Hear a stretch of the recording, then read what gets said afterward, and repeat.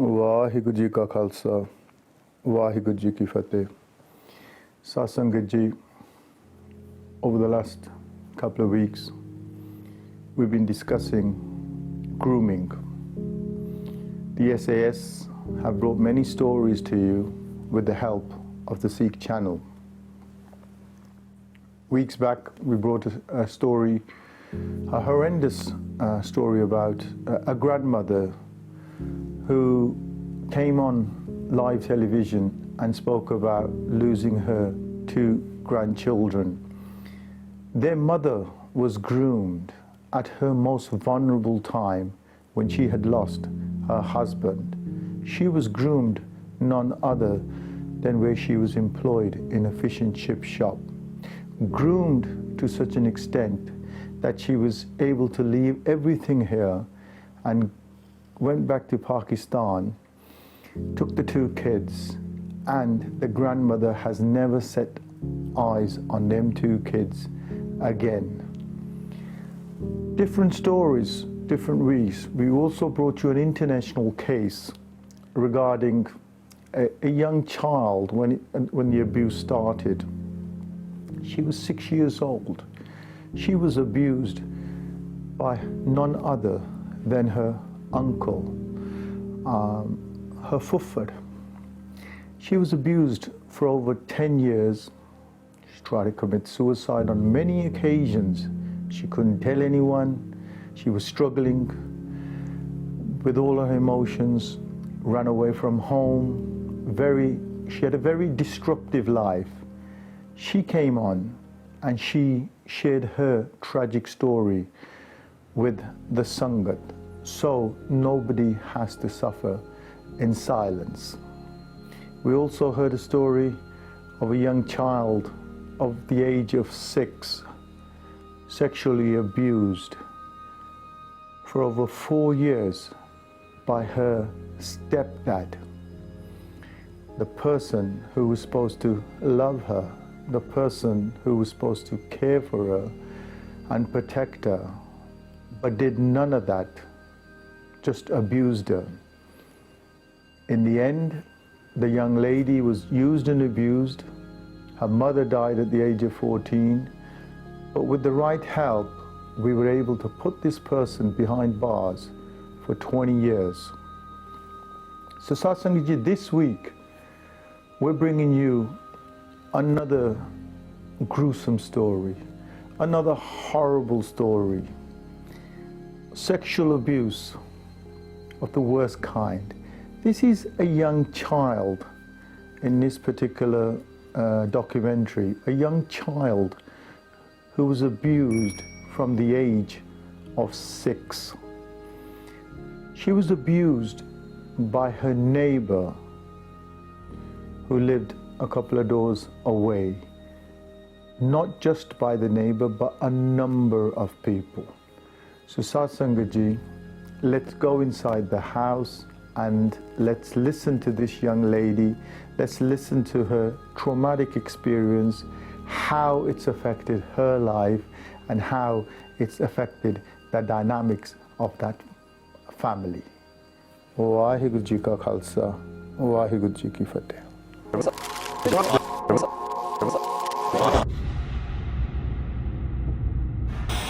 Hi Simran, thank you very much for joining us today and disclosing some of the experiences you've had in the past. And I know it's going to be, some of it's going to be very sort of hard and tough, and whenever you need a break, just let us know.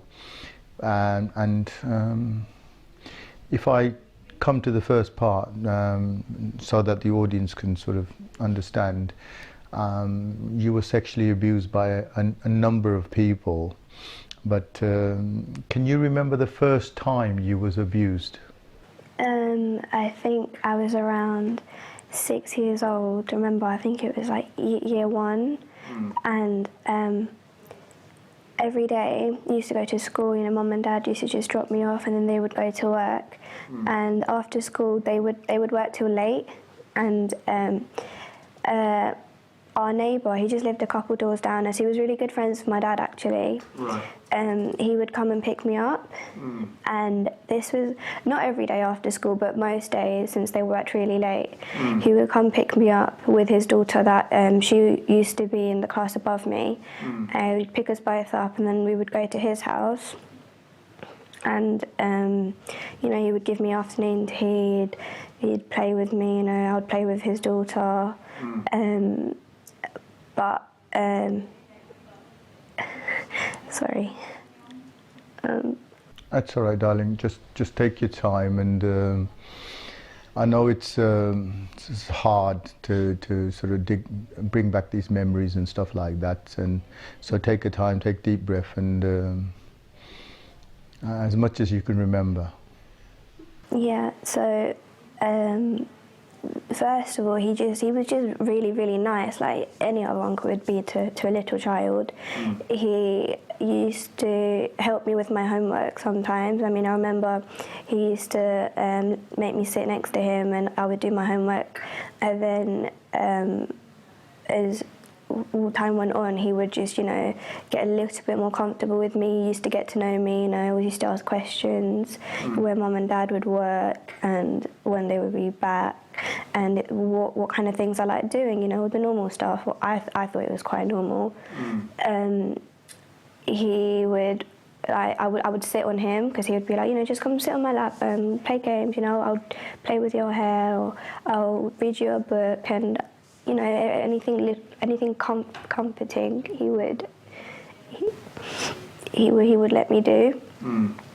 And day ended, and mum and dad would come pick me up. And then the next day he would come pick me up again, and he used to, So there was an arrangement between your parents and the person that we're talking about. There was an arrangement with your parents that when they couldn't pick you up, he would come pick me up from school. Yeah, he was really nice like that. I thought he was really nice. I used to be one of my favourite uncles. I used to love playing with him and his daughter. But most of the times it wasn't always just him. Like, it was just him picking me up after school with his daughter, but then when I would get to his house, it used to be these other people as well. As far as I remember, I think it was like these guys. It always used to be like 3 or 4 people in the room with us. Sure. I never used to see his daughter around though. She used to come home from school. I think she just used to go upstairs or, take a nap or something. I never used to see much of her. But it was always him and these other uncles. Like, they would be just as friendly as him. They would always talk to me, always, want to read books to me or want me to sit on them and talk to them and play with them. And just to put the picture clear, was he an Apana, a Gora uncle, or what was he? He looked Apana because I was only little. I couldn't tell the difference, but some of them used to be quite old, like really, really old, and then some of them used to be, as young as him. And What I'm trying to say, was it a Muslim family? Was it a Sikh family? Was it? I think they were Muslim. Yeah. They didn't wear bugs at all. My dad used to wear a bug. He didn't wear a bug. None of them did. They had daris, but you could tell they weren't Sikh. Yeah. So you were saying that when they would pick you up from school, he would sort of help you. Initially started with helping you with your homework. How long were you at their house? Like, when would your mum and dad normally come? So school finished at 3:30. It wouldn't take long to get home. We didn't live too far away from school, but they would come pick me up around 6:30ish, I think. Yeah. So you were in their house for over 2.5 hours to 3 hours. Yeah. And was this a daily occurrence, or was it most times of the week, or just 1 or twice in a week, or? It was about 3 or 4 times a week. That's basically the whole school week. But Yeah, it was most of the school week actually. Because Mum and Dad, they used to work really hard. I didn't really used to get to see them much until, you know, after I left his house. Okay. And so initially, sort of, it started with him helping you with your homework and feeding you. Was his wife around at that time? No, She wasn't around in the house either? no, don't remember seeing her at all actually. Yeah. I'm not sure why that is. I never asked. I just thought it was rude, you know. I always used to think she was either at work like my parents were, or she was, you know, some other people's house, you know, neighbours or her family or something. I didn't really see much of her. Okay, so when the first time he asked you to sit on his laps, did you ever think anything of it, or? No, I never thought anything was, you know, out of the ordinary. It was all normal to me because, you know, I used to sit on Mum and Dad's lap, you know, play with them when they got home. I just thought it was the same as that. Never thought anything of it. Right. And when do you remember, like, him? How did it start? Was it just? I remember he used to play games with me, weird games that, you know, not normal, like normal kids would not play. It used to be this little toy. It was quite small actually.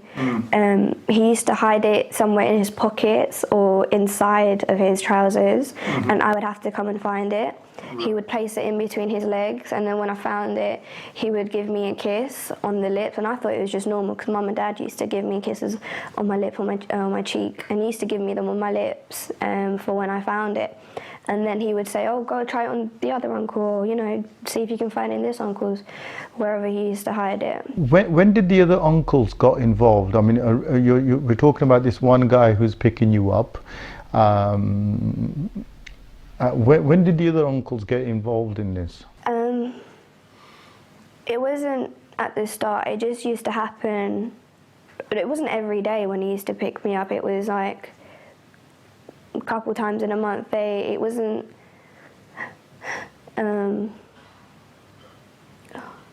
He used to have me around first, and then an hour later or something they would come over. Okay. You know, just to see who I am, play with me, you know, chat to him, have a couple drinks or something with him. And so initially it just started with him, and you're playing games. He'd hide something in his pockets or between his legs, and he would expect you to find it, and then there was a reward at the end of it, was it? Yeah. And would it be just that initially, or would he then take it on a bit further, or what? First of all, it was just that, and then he would make me, you know, just watch videos with him. It wasn't normal videos, like, you know, cartoons that I would love watching. It always used to be like these Gunde videos, like, you know, pornography material videos. It would only be, a minute of it, and he wouldn't show me more than that. But he was like, "Oh, look what this girl's doing, you know, look at this guy, what are they doing, you know," and I would have to say what they were doing. He goes, "See if you can do that to me, you know, I'll give you a little treat at the end, I'll give you a biscuit, I'll give you a chocolate," you know, because I wasn't really allowed fizzy drinks or sweets because, you know, Mum said it was bad for me. But he would reward me with them, and I used to get excited. So I was like, "Oh yeah, I can do it. I'll show you I can do it." And I wanted to tell him how good I was, because I thought it was a good thing to do then. So I used to do it on him, and he used to be like, "Yeah, that's very good. Carry on doing it, you know." And after I did it to him, he'd be like, "Oh, do you want to try it on this uncle? I'll give you 2 chocolates this time, or I'll give you, you know, a whole sweet box, you know, stuff like that." That's how. Where did he show you the films? Was it on his mobile phone, or on a tablet, or a computer, or what? It was on a computer. We would go up to his room, his bedroom, and he would make me sit on his lap, and he would show me these videos, and he'd be, you know, telling me, "Do this," or, you know, "Come try this out, see if you're good at this." And I was just doing what I thought was right. I mean, you know when people tell you, "Oh, don't do something," or they scold you for it, you know, knock, or, you know, stuff like that. because he'd never told me that, like, don't do this or don't do that, I just thought it was a good thing what I was doing. So I didn't think anything of it. I was like, yeah, I'm doing something right. I'm not doing anything wrong. He would be happy, you know. I'm not making anybody upset or anything. So I just thought it was normal. Just continued doing it. And when he was doing it, or you was acting out what you saw on the computer, how long would that last for? It would last for as long as I could keep up, or I would say to him, I'm getting tired, or my mouth is hurting, or my hand's hurting, I don't like this, you know, I'm tired. He would say, okay, that's enough, we'll carry on, you know, next time I see you, kind of thing. And I'd be like, okay. So he would stop when you asked him to stop? Yeah. Okay, and Did you ever speak to anybody about it? Did you ever speak to his daughter about it? Did you ever? No, I never spoke to anybody about it. He used to tell me, you know, this is our secret. If you tell anybody, then you won't get any chocolates, and you won't get that Nintendo DS I promised you for your birthday. You won't get these games. I won't be able to buy you these things. And you know, he used to tell me that he would buy me things on occasions, like because Christmas was coming up. I remember him telling me, "Oh, I'm going to get you a Nintendo DS for your birthday because you've been such a good girl." And he would say, "I would only give you this if you promise to keep our secret." I know it's very hard, Simran, and I know you're struggling, and I'm actually sorry to sort of be asking you these things, and we can take a break as long as you like, and I think we'll take a cut here. Okay, we're after a short break, and we're back with Simran. I know it's very distressing, Simran, and I think you're very courageous for speaking up. I'm just going to take you back to where we sort of left off, and you were explaining how the uncles would get involved, other uncles. Yeah, they would put me on their laps, and they would start massaging my back, or they would start rubbing my thighs, you know, just to make me feel a bit more comfortable. They'd ask me, am I okay, like how was my day, and they would massage in between my thighs, and you know, they would start, you know, fingering me, and I remember it hurting quite a lot. I wasn't aware of what was happening. I didn't know if it was supposed to be like this or not, but they used to tell me, it's okay, don't worry about it, it's supposed to happen, this is all normal, you know, it'll get better, don't worry. And then I would go sit on another uncle's lap, and they'll be like, oh, let him try, you know, see if it feels better from him. And because it didn't hurt as much the first time, like, oh yeah, this feels okay, it doesn't hurt as much.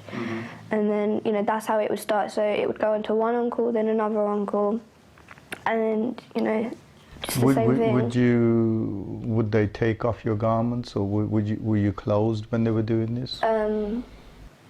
Yeah. They used to take off my leggings. I remember my leggings and my tights. Didn't have shoes on in the house, so it was easy for them to do it. And then sometimes they would just do it over, and then they would go past me to another uncle, and he would go underneath, and he would start rubbing, and yeah. Okay, and did when you went home, was you in pain, or did you ever feel discomfort the next day? Or? Yeah, I remember not being able to walk properly because the walk from his house to our house wasn't very far, so I just used to hold Mum's hand. And normally, like, you know, the first months when he used to pick me up, I just used to skip along home. Then I stopped skipping, and Mum actually asked me, you know, oh, why aren't you, you know, cheery anymore? Why aren't you chirpy anymore? Like, oh, Mum, it hurts to walk. Like, it hurts. And she goes, why? And I had to make up a lie, because I kept thinking, if I tell her I won't get my Nintendo DS, I won't get my games, I won't get my Little Pony anymore. So I just used to say, oh, I just fell over in school, you know, it was only a little minor it was just little minor fall. And she didn't really think much of it. She used to say, you know, be careful next time, or, you know, don't run too fast in the playground. She didn't check up on it or anything. She just thought, you know, I was being a child. It used to hurt quite a lot when I used to go toilet. I didn't know if it was meant to be like this. It was a really sharp pain. Sure. It was a very, very sharp pain. Sure. And I know you said it started when you were about 6. Yeah, 6. And this was all groping and obviously what you've described. Now, when do you remember the time when it was it ever full-on abuse as well? Yeah, a year and a bit later, I think I was like 7 and a half, you know, after watching all those pornographic materials, it was just always like oral or just fingering. But then a year and a bit later on, he used to show me these other types of videos, like how you know, the people on the screen were doing things in particular ways and how they were dressed, and he would be like, oh, why don't you start, you know, taking off your leggings and do it really slowly while you touch my legs or something. And then I used to do it. I used to think, oh, look, I'm cool, I'm doing it. Like, how does this look? And he used to be, yeah, great, keep doing it, well done, good job. He used to encourage me. It never used to be anything bad. He never raised his voice at me. You know, he was always very, very nice to me. Okay. He was nicer than mum and dad sometimes, because they always just used to argue. So when I used to go to his and him just praising me and, you know, rewarding me, I just liked being there. Okay, so just to stop you there, because it's very important, this part.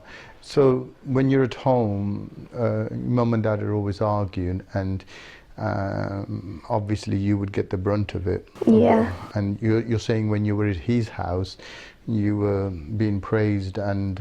It was more peaceful at his house. Even though I think there was more people there, like the other uncle and his daughter, there was no shouting in the house, no one was yelling at me, no one was yelling at each other, they were all getting along, kind of thing. Yeah. So you're 7 and a half as far back as you can remember, and that's the first encounter that you've had full-on abuse, sexual abuse. Yeah. And you know, did it last a long time? How did it make you feel? It didn't used to be that long because it used to hurt, and I used to cry a lot, and he used to cradle me and say, it's okay, don't worry about it, it's meant to hurt. And I remember asking him, oh, why am I doing this? And he used to say, it makes me feel happy, doesn't it make you feel happy? And I just used to say, if it makes you feel happy, it makes me feel happy. Right, so you were making him feel happy. Yeah. But when you mentioned pain or when you cried, would he stop? Yeah, he would stop. And then would he continue on after again? He used to say, don't worry, we'll take a break. Do you want a cookie? Do you want a glass of water? And then 5 minutes later, he'd do it again. He used to say, you better now. And I'd say, yes, of course. And then he just used to continue on. And this happened in his bedroom? Yeah. In his bedroom? Yeah. Okay. Now, okay, that's him taking on full abuse. What about the other people? The other people who were abusing you? When did they come into the whole picture then, on full-on abuse? They used to be in the room as well, actually. They used to, they used to be at the back on the chairs just watching or just saying, oh, well done, you're doing a good job, or, well, I think I want you to do that to me as well, I want to see how good you are, all of that stuff. They used to say stuff like, oh, brilliant, you're doing it well, you've picked up really quickly, I'm so proud of you. Praises that made me feel good. How many people would be in that room then, if you can remember? It used to be only 2 or 3 when that stuff was happening, but, before it only used to be 3 or 4, when it was just the minor stuff like the touching or the rubbing or the hand jobs and stuff. There used to be more people then, but with the sexual abuse, it used to be only maximum 3 people in the room. And they would take turns. And how long did this continue on for, Simran? It used to last a long time, but I remember it went on forever. It actually went on forever. But then again, I mean, no one told me I was doing anything bad, so I thought it was just normal, so I kept doing it. I didn't think anything of it. When was the first time, Simran, you realised that, or how old was you when you first realised? Year 5, we had sex education, and we were told that, you know, they were just talking about periods and stuff at first, and I was just confused. I was like, I didn't know that used to happen. I mean, that never happened to me. I didn't think I was like the only person. And then they went further on into sex and how if I say no, it means no. No one's allowed to touch me. No one's allowed to have sex with me. No one's allowed to do anything to me. And at that moment, I couldn't breathe, because I remember I never said no. I never said no.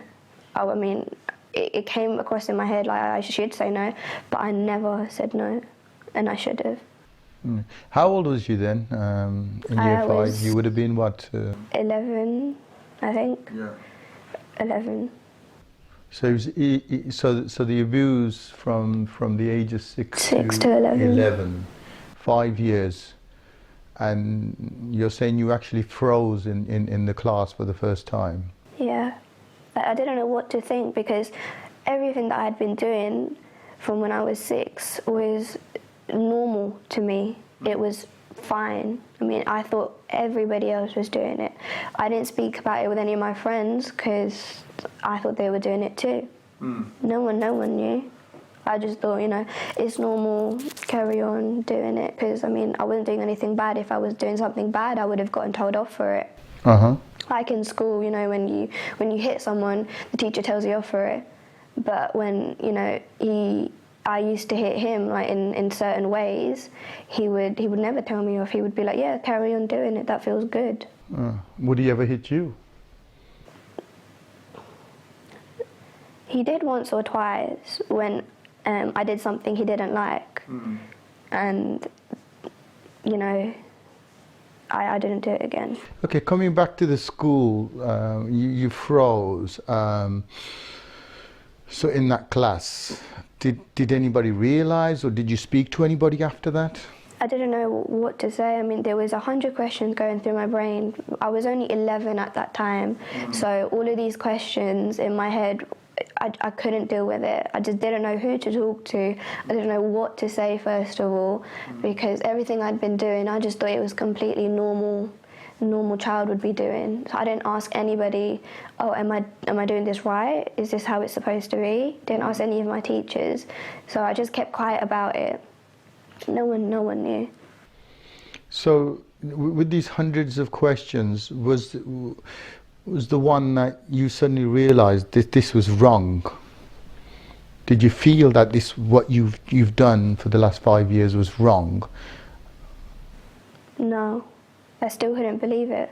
I didn't want to believe it. It was in my head like, no, stop what you're doing, Simran, stop. Like, you have to tell somebody. But the only thing was, I didn't know who to tell. Who do I say this to? My uncle, like, you know, my neighbour, he's been telling me, oh, watch these videos and these pornographic videos. How do I say this to somebody? And what he's been doing to me, what do I say? Would anybody believe me? Right. So these sort of thoughts are churning away in your head. Yeah. And then the day you found out, you froze in class. How did you get home that day? I mean, was it in his car? Or? Yeah, he picked me up from school, and I was like, oh, I learned something new in school today. And he was like, oh, what happened? What did you learn? And I was like, I learned that what we're doing isn't right. And I said that to him, and we were very close to his house, and he was like to his daughter, oh, you go run inside, I'm just going to talk to her for a second. And his daughter was like, okay. He grabbed me by my shoulders and he said, don't let anybody tell you that you're wrong. Right. whatever we're doing is perfectly normal. Everyone is just wrong. Don't believe them. He told me not to believe them. And did you believe him at that time? I was so scared at that point. He was shaking me, you know, grabbing me by my shoulders. What you're doing is not wrong. You're right. Don't listen to them. They just don't want you to have fun. They don't want you to be a child. This is what every child does. He was telling me things like this, and I believed it. And did he abuse you after that as well? Yeah, the times that he did it with me, it used to hurt more than what it did before. It always used to hurt, but it hurt more because I think he was a bit more aggressive. I don't know what he would... I think we'll just go to a break here, Simran. Have a sip of water, and we'll take a break here. It seems before the break, you were talking about him sort of shaking you and being a bit more violent with you afterwards, a bit more aggressive.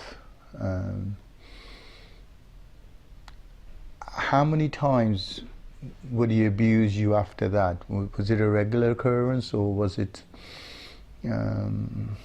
Yeah. Or did it get worse, or...?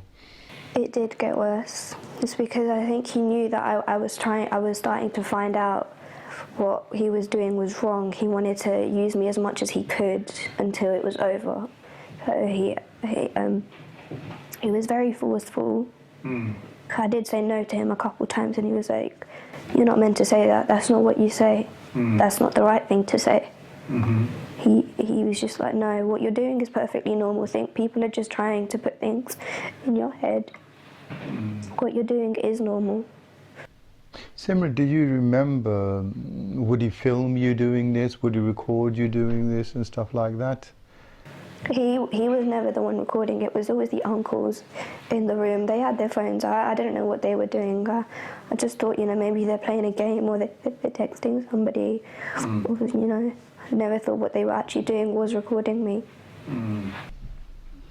So from the time you find out, which is about 11, and he's still abusing you, when did the word stop came, or when did you actually talk to someone? My grandparents are really, really religious, and they used to go Gurdwara often, and they used to take me every Fridays because they used to be kirtan on. Some kids used to do really nice kirtan there, and they took me once, and it was one of your talks actually. That was when it got cancelled for one of your talks. And I was listening to your talk that day. What you were saying and what I was looking on the screen, I remember all those pictures of those girls on the floor, you know.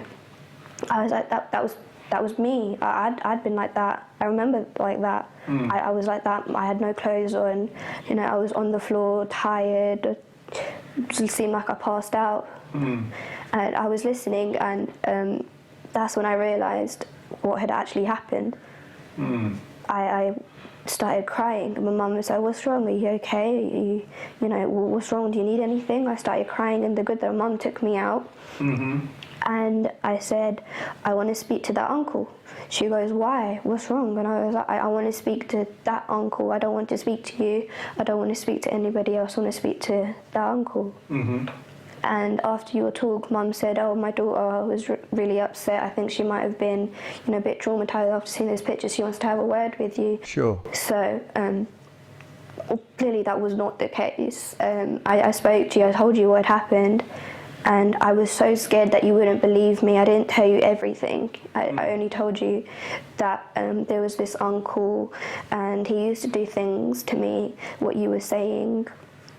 And I was so scared that you would not believe me.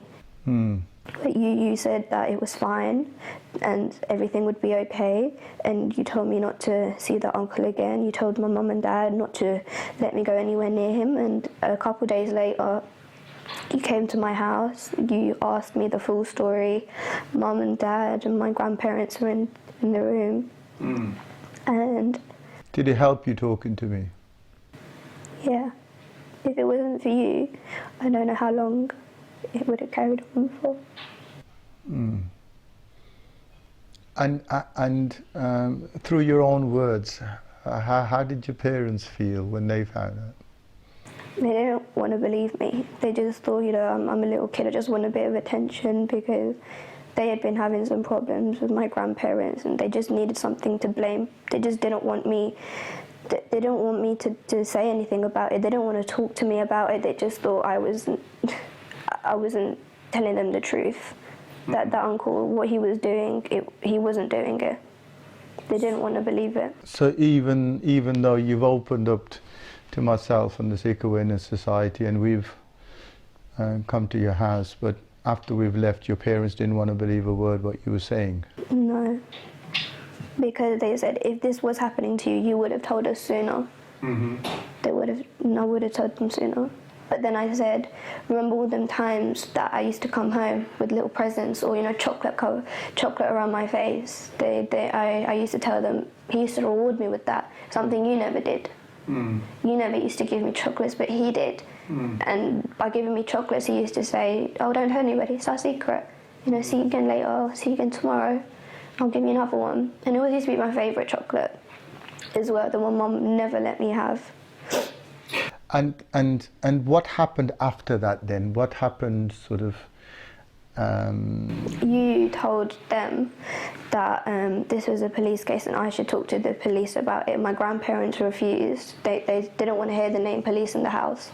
They said, no, there's no way that I'm going to the police. They were like, the family honour.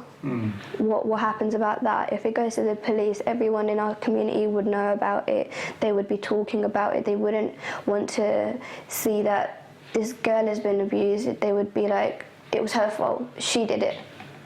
She's the one that said, oh yeah, even though I was only a small child, I was only, 11 years old, they would all point their fingers at me. And a week later, after you said to go to the police, I was shipped off to boarding school in India. I hadn't seen my parents after that for a while, until that school kept calling them, saying she's tried to harm herself. She's tried doing this. She's tried taking too many tablets at once. She's fainted. She's been in hospital more times than any of the kids combined. You need to help her. Someone needs to say something. Someone needs to help her. We can't do it. So they took me back, and a couple weeks later, we moved to Canada. And this abuse, this abuse that you were doing to yourself, you tried to commit suicide. Yeah. How did you try? What methods? Well, our boarding school was near this train station thing, and I'd always have that thought, like, when it's curfew, I'm just going to sneak out of my room and jump on a train, go somewhere far. Whatever happens to me, or I'll go under the train, maybe see if something would happen. I tried it once, but it didn't work. The teacher caught me and sent me back to my room. I got punished for that, and I felt disgusting. I didn't know what I was doing was wrong. From when I was 6 up until 11, I thought whatever I was doing was completely normal. What made you really lose it? Is it because your parents weren't believing you, and nobody was believing you, and nobody's allowing you to express yourself? Nobody wanted to hear me out. My own voice was eating away at me. Why didn't you do something? Why didn't you say something to your mum? Why didn't, there was always these questions about why didn't you? Because that's what my mum and dad were saying to me. Those were their last words. Why didn't you tell us? And was there a lot of animosity or against your parents as well now? Yeah, like right now, situation with them isn't the best either. I mean, I want to be able to talk to them. I want to be able to confide in them. It's just that they won't allow it. They're so different to me now. I don't know what to say. It's just, I want to talk to my mum about it, everything that's happened, in the past, and now what I want to do. I want to be able to have a nice mother-daughter chat with my mum. I can't do that. Is she being standoffish? She doesn't want to know? Is she ignoring it? Is she avoiding it? She just wants to, she wants to put a lid over everything. She just wants to, you know, keep it closed. She just doesn't want to go deep into it. She wants to just sugarcoat everything. Oh, you know, don't worry about it. It's happened now. You know, no point in talking about it because it's just only going to upset you. And if anybody else finds out, you know, the whole family name's going to be ruined. Everyone's going to know about it. They're going to talk about it. What about you in the future when you grow up? Who are you going to marry? No one's going to want you after they find out you know, experienced everything like this. And that's why I had to keep my mouth closed. But I did it for my mum and dad. I love them to pieces, but I just want them to understand me. I want them to love me. Because I thought the uncle did. Do you think they are not loving you right now? They try, but it's... I mean, it just feels like all those years that went with the abuse, they were there, but they weren't there. And then when I got sent off to India, they weren't there for me when I needed them. I just wanted my mum and dad. How long was you in India for? How long was you in the boarding school for? For about 3 years. 3 years. And in them 3 years, you tried to commit suicide on many occasions? Yeah. Okay. I just wanted my mum and dad to come and get me, to hug me, to tell me it was going to be okay. I wanted my mum and dad, but they weren't there. And that relationship is still, even though you're living together, is still distant in that sense. We live together, but it feels like we're in two separate worlds. Do you think are they blaming you for that? Or you think they're finding it difficult themselves to understand what's happening? Yeah, I mean, I think they blame themselves just as much as I do. Because, you know, mum and dad were never at home. They always used to work. They always used, you know, they love their jobs, and I understand why they do. I mean, it was a good job. They were really respected as well. They weren't there, even though they were, if you know what I mean. Yeah. Okay. And Simran, coming back to, we'll come to Canada in a minute. Coming back, how old were these uncles, these other uncles? Were they old? Were they in their 50s, 60s, 40s? Some of them were as old as my granddad. I mean, they had white hair. And I thought, oh, it must be my neighbour's dad or someone, because he was one I saw often. Him and this guy that looked like him as well. I mean, they all looked the same. They all had long beards and, you know, short haircuts. But some of them were like around his age, around 30, 40-year-olds. Some as old as my dad, my granddad. And now you're shipped to Canada. How long did you spend out there?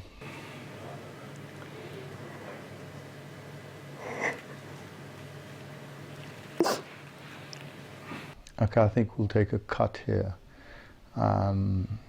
If you have a nice drink and a sip of water and take a deep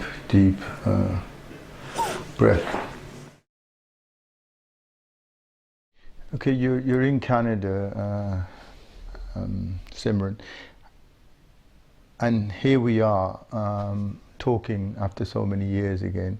What prompted you to talk to us?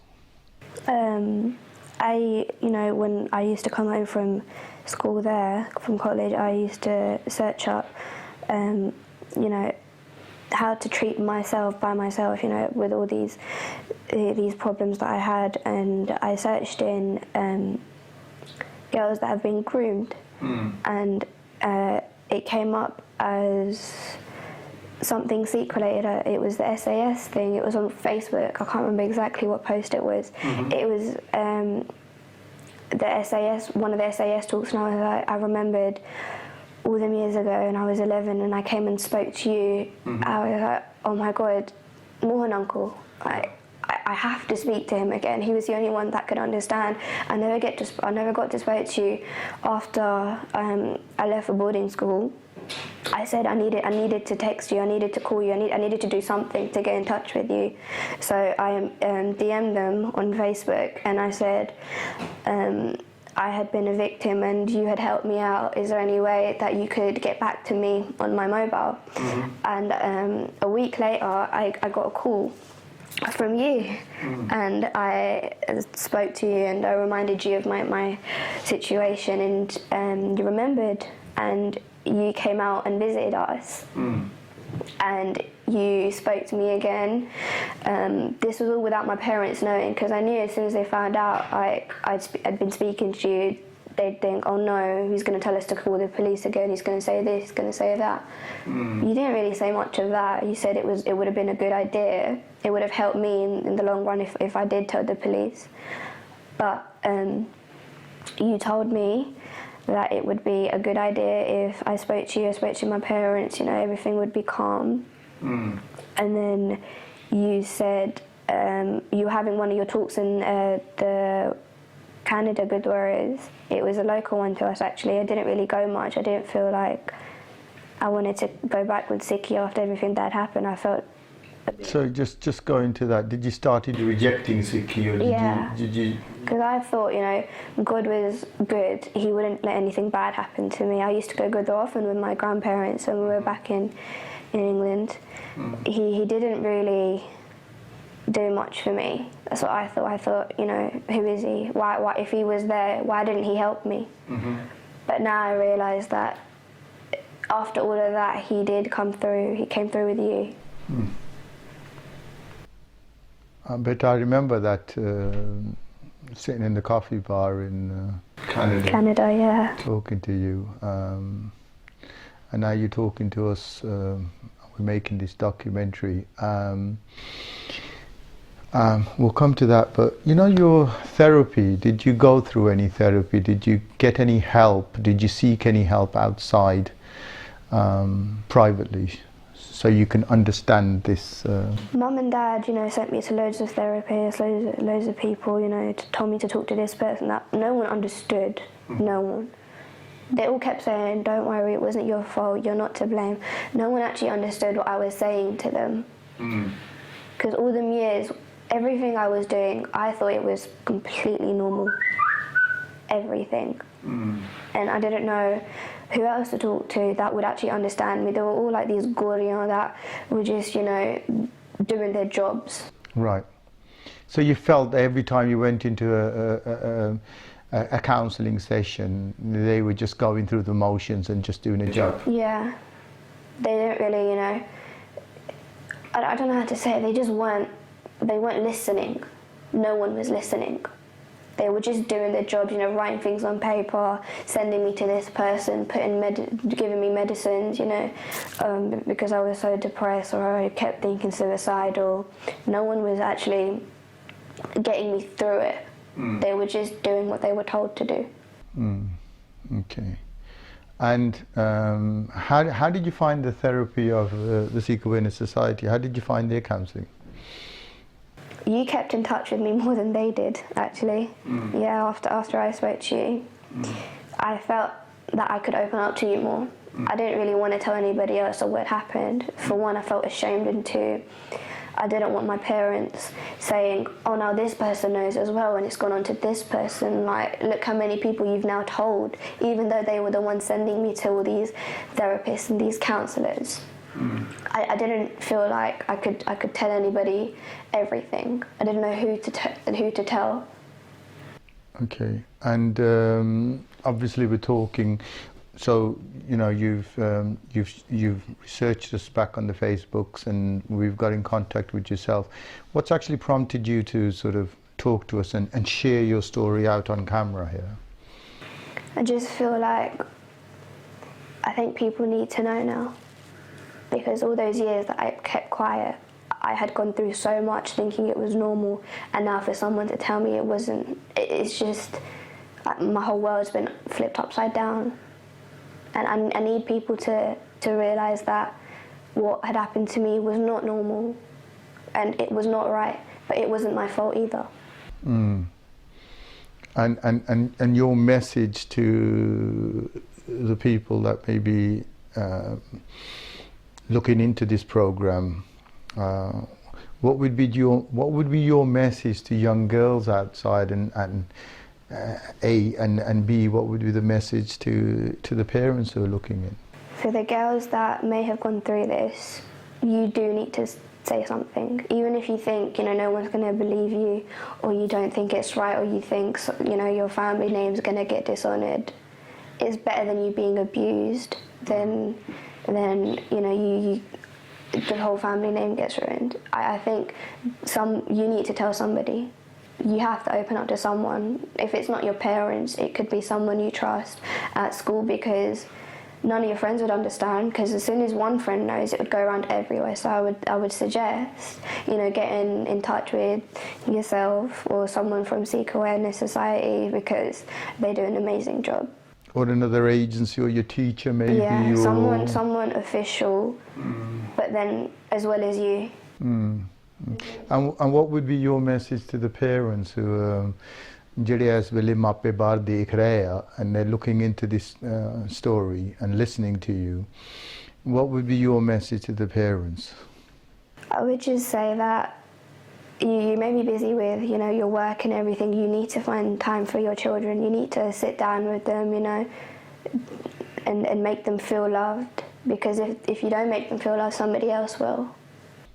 And what about the main thing that's bugging you with the distance between your parents and yourself was the belief. Now, would you say that parents need to believe in the child as well? Or? Yeah, you need to trust the child more. You need to let them open up to you without having to face the consequences, or the children being too scared to tell you things. You need to tell them that it's going to be okay. We will not, punish you for telling us, because in the future they're not going to want to tell you things.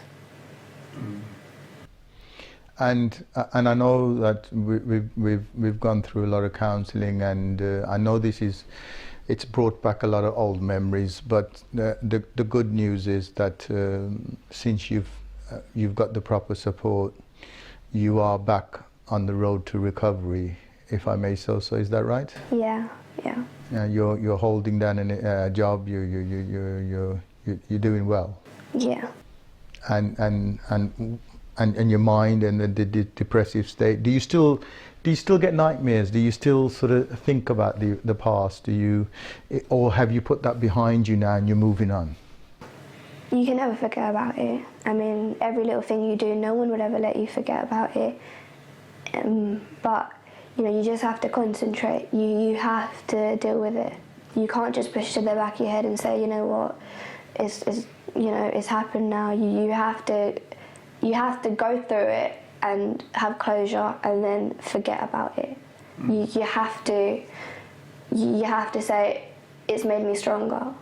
It's made me who I am now. It's made me a better person. It's made me someone that would want to tell other people you can get through it. You can. And this is the very reason that you're doing this. Yeah. Talking to us, is that you wouldn't want it to happen to No, I would not. to anyone else. No. Are you still in therapy? Yeah. I may not look like it, but yeah, I still need some support. I'd still like to talk to people that I trust, because I can't do that with my parents. I'm trying, but so you're still building your relationship with your parents? Yeah, after all these years, after everything that's happened to me, that I'm the one that still needs the help. Beta, thank you very much, Simran. I know it was tough, I know it was hard, and you've been a warrior, and I hope that people outside will heed what you've said, listen to what you've said. That's from the young people to the parents, and take on board what you're saying. It's actually very, very traumatic, the lifestyle that you've lived and had to go through, and I hope it happens to no other child. And thank you very much for coming out and telling your story to us, and may God bless you.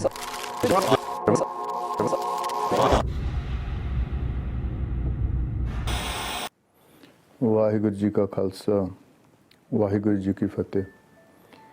Satsangat Ji, you've just heard from our young daughter about her experience for a number of years. A daughter who was abused by a neighbor of Pakistani origin. Not just by him, but she was used and abused by other people that he had called in. A 6-year-old child been sexually abused by more than one person at some times. What she went through, you've heard.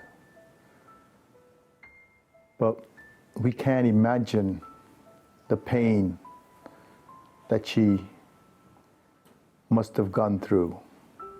We can only imagine. This not only destroyed her, but it also affected the whole family dynamics. Just to save their izzat, their honor, the family sent her away to boarding school in India. So nobody can find out or know what's happened. Push the problem away. This young lady, this young child, this young daughter of ours has now been abused, used by the predator, but it's also been pushed away by the family. Number of years she spent in India where she tried to commit suicide, she tried to run away from the institution. Coming back to England, she was shipped off to Canada. A young person shipped here and there. And you heard from herself at a very young age, while in Canada, she'd contacted the SAS. Now, Satsangat Ji, when the SAS intervened, when we listened to her story many years ago, we were deeply affected by this story of how such a young soul, a young child, can go through all this. But many years afterwards, sitting here in front of her, videoing it, I had the same feelings well up within inside me. Even though we've heard it many years ago, the effect was still there. Satsangat Ji, this young lady, this young child, when it happened to her, came to us for help.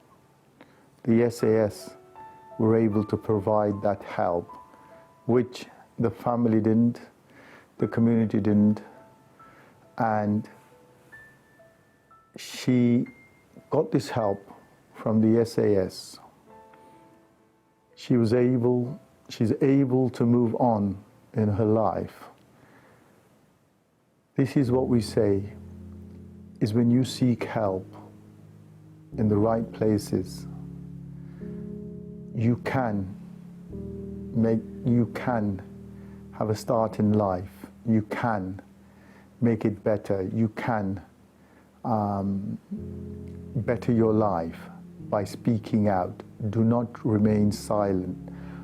If abuse has happened, speak up, speak as fast as you can so that you can get the help as fast as possible. You don't need to suffer in silence. You don't need to suffer years and years of abuse. Take it from this story, Satsangat Ji. Many young people are suffering in silence. Many young people are told not to speak about it again. To save that family is to save that family honor. So these young people, these young children, A, are raped by the predators, abused by the predators. B, they're raped by the families. They're raped by the system. Don't remain silent. Seek justice so we can put these predators behind bars and we can try to make the best of our lives with the help that's out there. All you have to do is pick up that phone. The hardest thing is to pick up that phone, but once that first call is made, help is on the other side. We were able to help this child after so many years because she had the courage at around about 13 to call us. But she suffered in silence for so long. The tablets she took, the forms, when she, different forms when she tried to commit suicide, has had an effect on her body. Before this happens, Satsangaji, before these, you try to take your life into your own hands, just pick up that phone, make that call, seek that help. Help is not far away, it's on the other side of that phone call. Satsangaji, you're probably wondering what happened to the predators. Well, our daughter was denied justice because the family didn't report this abuse. They saw fit to send this child off to India or Canada rather than reporting this heinous crime against this child. So even today, these people are still walking the streets, and our young daughter has been denied justice.